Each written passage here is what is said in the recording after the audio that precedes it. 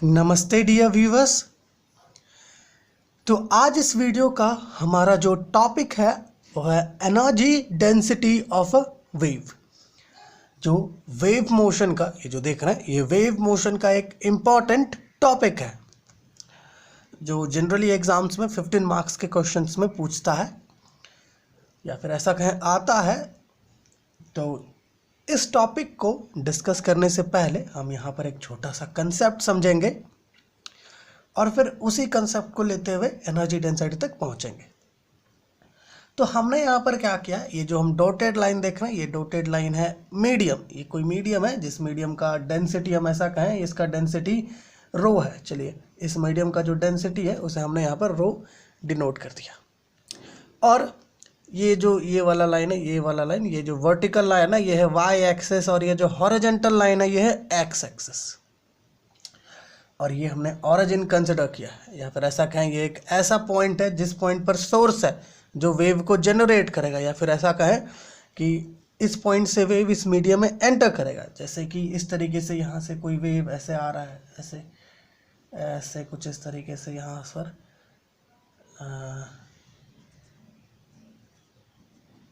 कुछ ऐसा हम कह सकते हैं। तो जैसा कि हम जानते हैं जब कोई भी वेव मीडियम में एंटर करता है तो वो मीडियम को डिस्टर्ब करता है। वो जो मीडियम है, मीडियम का पार्टिकल्स है उसको वो डिस्टर्ब करता है। या फिर ऐसा कह सकते हैं हम कि जो वेव है वो वेव मीडियम के पार्टिकल्स को कुछ एनर्जी देता है जिसके कारण उसका जो पार्टिकल्स है वो अपने ही मीन पोजीशन पर वाइब्रेट करने लगता है। जो मीडियम है या मीडियम का जो पार्टिकल्स है उसके पास जो एनर्जीज होगा वो काइनेटिक एनर्जीज भी होगा और पोटेंशियल एनर्जी भी होगा। हम ऐसा कह सकते हैं कि पार्शियली काइनेटिक होता है और पार्शियली पोटेंशियल होता है। तो एनर्जी डेंसिटी इस वेव का फाइंड आउट करने के लिए, ऐसा कहें एनर्जी पर यूनिट वॉल्यूम इस वेव का फाइंड आउट करने के लिए हमें सबसे पहले एनर्जी ट्रांसपोर्ट को समझना होगा। तो चलिए एनर्जी ट्रांसपोर्ट को समझ लेते हैं, जिसके लिए हम क्या करेंगे, सबसे पहले यहाँ पर हम एक छोटा सा सिलेंड्रिकल रीजन कंसिडर करेंगे। चलिए कंसिडर कर लेते हैं कुछ ऐसे, हम एक सिलेंड्रिकल रीजन यहाँ पर कंसिडर कर लेते हैं। और ये सिलेंड्रिकल रीजन बहुत स्मॉल है, ठीक है, बहुत स्मॉल सिलेंड्रिकल रीजन है। यहाँ पर बस ये बड़ा दिख रहा है आपको, ठीक है। और ये जो सिलेंड्रिकल रीजन है, इस सिलेंड्रिकल रीजन का ये वाला जो थिकनेस है ऐसा कहें ये dx है। और ये जो क्रॉस सेक्शनल एरिया, ये क्रॉस सेक्शनल एरिया यूनिट है, unit area of cross section है ये। तो ये जो स्मॉल सिलेंड्रिकल रीजन हम यहाँ कंसिडर कर रहे हैं, इस स्मॉल सिलेंड्रिकल रीजन का वॉल्यूम कितना होगा। चलिए पहले वॉल्यूम फाइंड आउट कर लेते हैं। तो यहाँ लिखते हैं कि volume of cylindrical region is, जैसा कि हम जानते हैं ये स्मॉल वॉल्यूम हम इसे लिख सकते हैं dv इज इक्वल टू 1, क्योंकि इसका area of cross sectional unit है। और dx का जो थिकनेस हमने यहाँ लिया है वो dx है। चलिए dx, तो जो वॉल्यूम होगा, ये जो स्मॉल सिलेंड्रिकल रीजन हमने लिया है इसका जो वॉल्यूम होगा वो होगा dx। तो चलिए हम इसका मास निकाल सकते हैं अब इजीली। तो चलिए इसका मास कैलकुलेट कर लेते हैं। चलिए यहीं पर कैलकुलेट कर लें मास ऑफ सिलेंड्रिकल रीजन। इस सिलेंड्रिकल रीजन का जो मास होगा, तो हम जानते हैं कि जो मास होता है वो प्रोडक्ट होता है डेंसिटी इनटू वॉल्यूम का। तो जैसा कि हम जानते हैं यहाँ पर जो वॉल्यूम है ये dx से इक्वल है, तो यहाँ पर होगा रो dx। चलिए हमें मास का वैल्यू मिल गया, इसे हम ऐसे लिख लेते हैं रो dx। चलिए अब हमें मास का वैल्यू मिल चुका है, तो चलिए जो काइनेटिक एनर्जी है इस स्मॉल सिलेंड्रिकल रीजन का उसे हम फाइंड आउट कर लेते हैं। तो यहाँ पे लिखते हैं kinetic energy of cylindrical region, जो इक्वल होता है किससे, 1/2 mv² से। चलिए यहाँ से स्टार्ट करते हैं। 1/2 मास का वैल्यू हमने अभी फाइंड आउट किया और वो वैल्यू था रो dx। चलिए रो dx यहाँ हम m में पुट कर देते हैं, तो वो हो जाएगा रो dx इंटू mv² है, तो v² del y by del t से सब्सटीट्यूट करते हैं होल टू द स्क्वायर। अब चलिए हमें सबसे पहले यहाँ पर del y by del t का वैल्यू फाइंड आउट करना होगा। तो ये वैल्यू हम कैसे फाइंड आउट करेंगे, आइए पहले हम इसे समझ लेते हैं। अब जैसा कि हम कंसिडर कर लें हमारे पास कहीं पर भी एक पार्टिकल है, ये ऐसा एक पार्टिकल है, ये बस समझने के लिए हम यहाँ पर ड्रॉ कर रहे हैं, ठीक है। अब जब वेव यहाँ से क्रॉस करेगा तो वेव क्या करेगा, इस पार्टिकल को कुछ एनर्जी देगा जिससे क्या होगा, वो एनर्जी इस पार्टिकल को कुछ डिस्प्लेसमेंट देगा, है ना, ऐसा कहेंगे वाई डिस्प्लेसमेंट इसे देता है। तो हम जानते हैं कि जो इंस्टेंटेनियस डिस्प्लेसमेंट होता है वो इक्वल होता है y is equal to a sine omega t minus k x से वो इक्वल होता है। तो जब हम इसे डिफरेंशिएट कर देंगे, इसे जब हम डिफरेंशिएट कर देंगे तो हमें del y by del t का वैल्यू मिलेगा। तो चलिए इसे डिफरेंशिएट कर लेते हैं। तो del y by del t, इसे टी के रिस्पेक्ट पर हम डिफरेंशिएट करेंगे। तो सबसे पहले ये तो ए जो एम्पलीट्यूड है ये ए लिख लेते हैं। जब ये sign omega t minus k x को डिफरेंशिएट करेंगे टाइम के रिस्पेक्ट पर, तो इसका वैल्यू हमें कॉस आएगा, cos omega t minus k x dot, और फिर ये तो हमने sign omega t minus k x को डिफरेंशिएट कर, लेकिन अब ये वाला जो टर्म है ये वाला टर्म को डिफरेंशिएट करते हैं। चलिए इसे डिफरेंशिएट कर लेंगे तो इसका वैल्यू हमें ओमेगा मिलेगा, ठीक है, क्योंकि टी सिर्फ यहाँ पर ही प्रेजेंट है, इसमें तो कुछ प्रेजेंट है नहीं।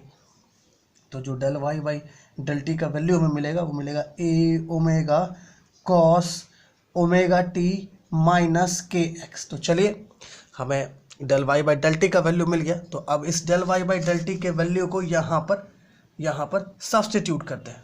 तो यहाँ पर जब हम इसे सब्स्टिट्यूट करेंगे तो ये हमें कुछ ऐसा मिलेगा 1/2 रो डी एक्स, यहाँ पर क्या आया था A omega cos omega t minus k x, और जैसा कि हम जानते हैं इस पर होल स्क्वायर है। चलिए होल टू द स्क्वायर डाल दिया हमने, फिर से यहीं पर से, ठीक है। इसके बाद यहाँ से हम लोग स्टार्ट कर रहे हैं 1/2 रो डी एक्स। अब चलिए इस स्क्वायर को सारे टर्म्स पर डालते हैं। तो 1/2 rho d x a square omega square cos square omega t minus k x.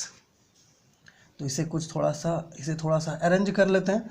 1/2 rho d x a square omega square cos square omega t minus k x.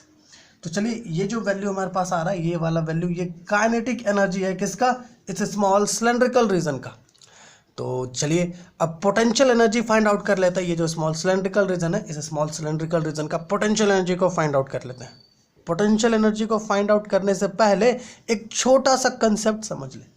अगर ऐसा हो कि ये जो सिलेंड्रिकल रीजन हमने कंसिडर किया है वो एक डिस्टेंस x की दूरी पर अगर ये कंसिडर किया है, ठीक है, मतलब जो है ये ऑरिजिन से, जहाँ सोर्स है वेव का, वहाँ से अगर वो x डिस्टेंस की दूरी पर ये सिलेंडर है, और ऐसा हो कि जब ये वेव प्रोपगेट करे, ये वेव इस सिलेंडर को कुछ एनर्जी दे, और ये एनर्जी क्या करे, इस सिलेंडर को एक वाई डिस्प्लेसमेंट के थ्रू डिस्प्लेस कर दे। समझ रहे हो ना, एक वाई डिस्प्लेसमेंट के थ्रू वो उसे डिस्प्लेस कर दे। तो क्या होगा, जब एनर्जी उसको डिस्प्लेस करने में वर्क डन जो करेगी, सिलेंडर को वर्क डन जो करेगी, वो क्या होगा, वो इस सिलेंडर में ही स्टोर हो जाएगा पोटेंशियल एनर्जी के फॉर्म में। तो हमें क्या करना है, बस उस वर्क डन को फाइंड आउट करना है। वो वर्क डन जितना आएगा उतना ही पोटेंशियल एनर्जी होगा। तो चलिए स्टार्ट करते हैं। तो हम यहाँ पर लिख लेते हैं कि potential energy of the cylindrical region ये इक्वल होगा माइनस इंटेग्रल 0 टू वाई, इसे हम यू से डिनोट करते हैं। चलिए यू से 0 टू वाई, क्योंकि 0 इनिशियल डिस्प्लेसमेंट है और वाई जो है फाइनल डिस्प्लेसमेंट।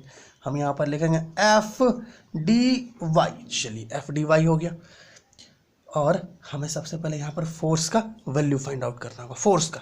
तो चलिए पहले फोर्स के वैल्यू को फाइंड आउट कर लेते हैं। अब जैसा कि हम जानते हैं कि जो न्यूटन का जो फॉर्मूला है, न्यूटन का जो रूल है, उसके अकॉर्डिंग जो फोर्स है वो इक्वल होता है किससे, मास इनटू एक्सलरेशन से।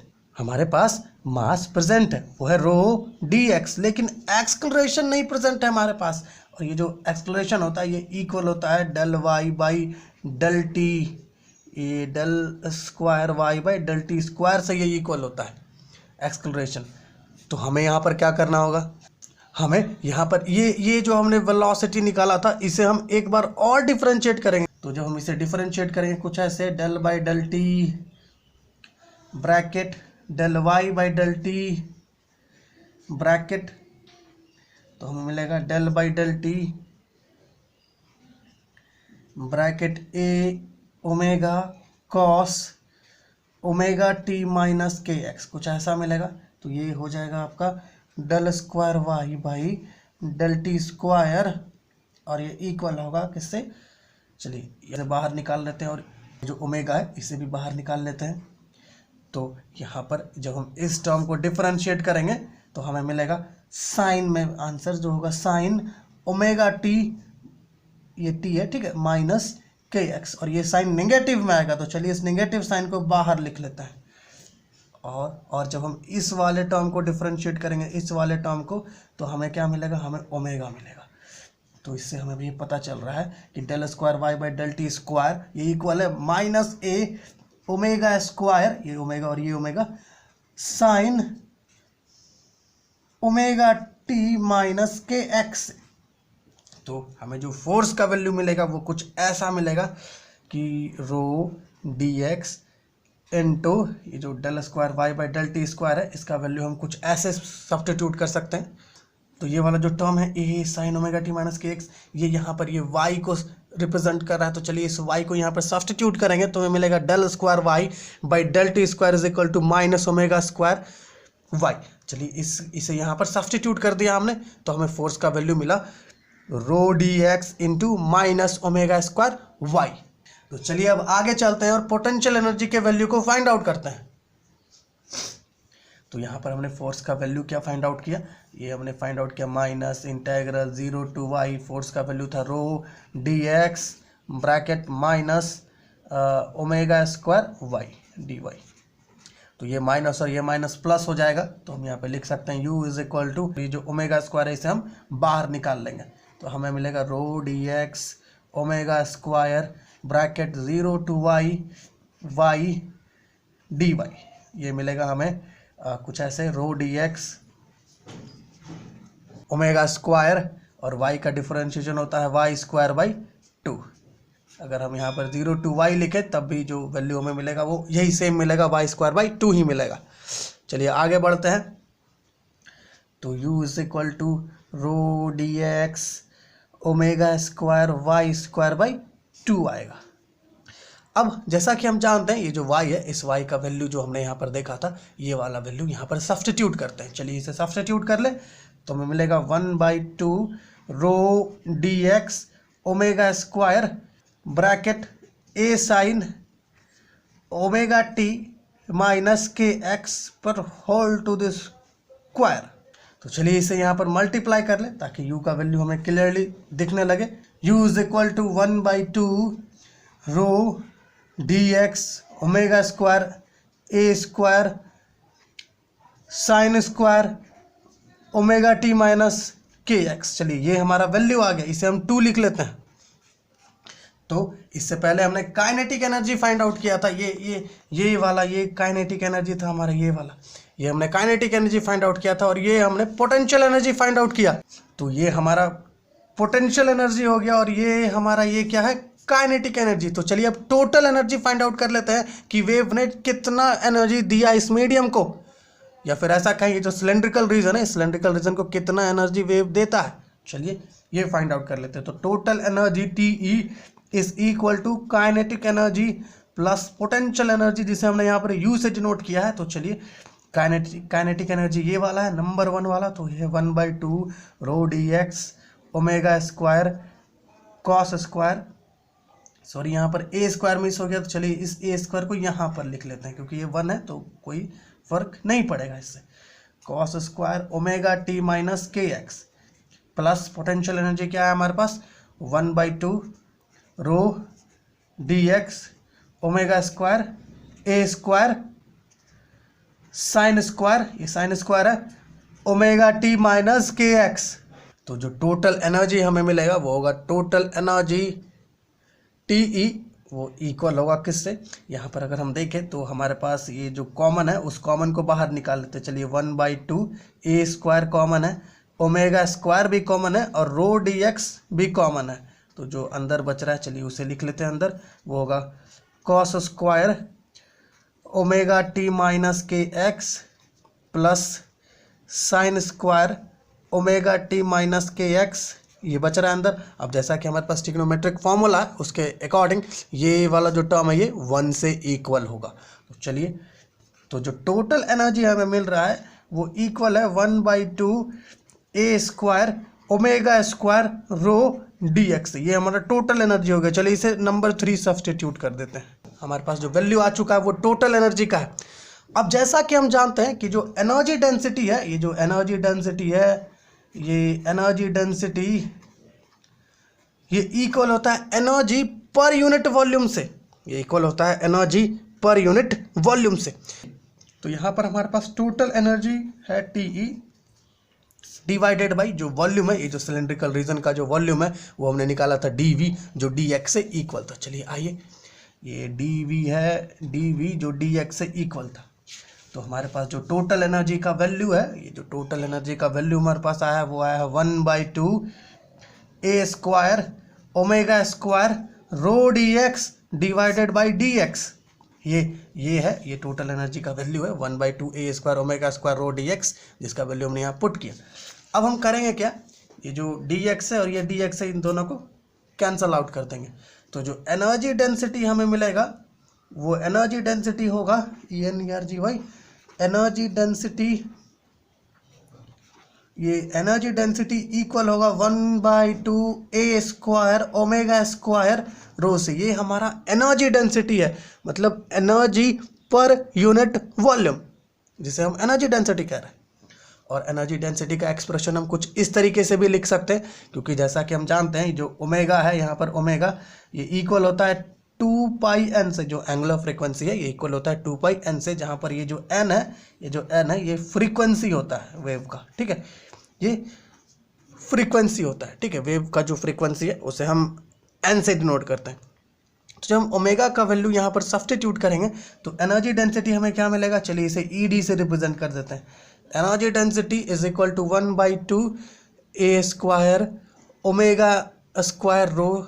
चलिए यहाँ पर वैल्यू पुट कर लेते हैं 1/2 a स्क्वायर, ओमेगा का वैल्यू है 2πn पर होल स्क्वायर रो, जो इक्वल होगा 1/2 a square 4 pi square n square rho. अब चलिए ये 2 और 2 को यहाँ पर कैंसिल कर देंगे तो हमें जो एनर्जी डेंसिटी का वैल्यू मिलेगा वो होगा 2 pi square n square a square rho. चलिए ये हमारा फाइनल वैल्यू आ रहा है energy density of a wave का। तो इस वीडियो में हमने energy density of a wave को डिस्कस किया, और एनर्जी डेंसिटी के साथ साथ हमने एनर्जी ट्रांसपोर्ट की भी बात की यहाँ पर।